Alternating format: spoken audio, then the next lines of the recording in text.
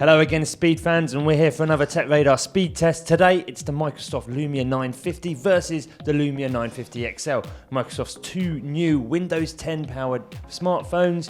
I'm John McCann. I'm James Peckham. And we're going to boot these from start and go through 10 apps and just see how quickly or slowly they get on. Let's get into it.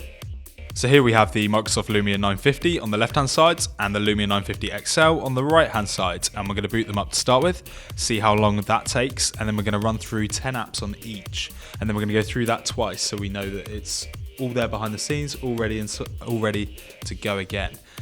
It's the test that we've been running on the Androids and the iPhones, so we're just continuing it onto Windows Phone. Obviously, this is a new platform for Microsoft. These are the first two phones to run it. They are made for the platform, so you would expect a good performance. But already, they're both taking a sweet time to load up. But the XL is already started. There we go. And 950 is not that far behind, really, is it? Not that far behind to start with, but the 950 XL is slightly edging it. Yeah. As you might expect, there is a slight spec difference in terms of power behind these two phones. The 950 XL, as it jumps into Spotify, is running a Snapdragon 810. The 950, lagging behind, only entering Spotify now, is running a Snapdragon 808.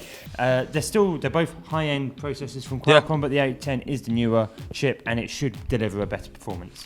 Yeah, and both of these phones, compared to everything else we've seen, are actually quite slow to be honest, really, aren't they? And there we are, we're on Outlook on XL, so that's about halfway through the apps we're going to run.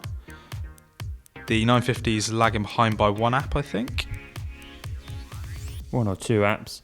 But we have had a quick play with both of these phones in the office, and just using them side by side with Android and iOS devices, they are just not as snappy. So it's a bit of a shame, especially when it comes to game load times. Like, this can take a while. Asphalt 8 here. So here's the first game for both. We're starting off with Asphalt 8, and then we're going to go into Fruit Ninja. Asphalt 8 is a little bit harder for the phones, and there you go, it's booted on the XL. The interesting thing here, though, is the Windows Phone interface is actually quite simplistic. It's great for first-time users, for someone who's not too sure about phones. The Android interface can be a bit confusing with apps on your home screen and in your app drawer. The Windows Phone makes it very simple for those who are not particularly tech-savvy, but it does seem to compromise performance, which is odd because you'd think the simplified interface would mean a more fluid experience, but that doesn't seem to be happening here. Yeah, so the last app here on the Lumia 950 XL, and we've taken a photo.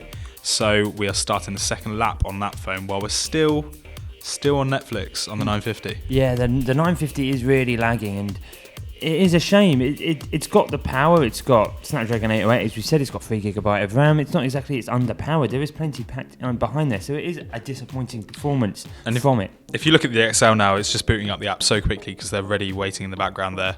It's so much faster. We're almost halfway through that second run. And the 950 is going quite fast as well, actually, talking about it. Yeah, they're speeding up. So it's holding the apps in the background nicely. It does pause them rather than completely shutting them down. So there is an element of multitasking there. The 950 and the 950 XL, there is a limit to how many apps it will sort of store in the background for you. You can't have tens and tens open, but you can have it a fair few, and it should still run relatively smoothly. So we've only got two more apps to go on the 950 XL there. If we just close down Fruit Ninja. And here comes Netflix, already all booted up. Onto the last app, the camera. And the 950 XL the 950 still has got two more there to go. There you go. 3 minutes 22 seconds for the 950 XL. In isolation, that time's not bad. It wasn't overly slow. If you were just using that and you hadn't really had any experience with other phones, or you wasn't comparing it to your friend's phone, then you're not going to be too disappointed. But there you are. There's a big difference in the times there between those two, showing off the difference between the Snapdragon processors. We expected the 950 XL to be faster, and it was, but neither really sparkled. We've seen other phones give a far better performance, and it is a bit disappointing considering the specs Microsoft has put in. Let us know your thoughts on the video. Don't forget to like and subscribe, and thank you again for watching. Bye.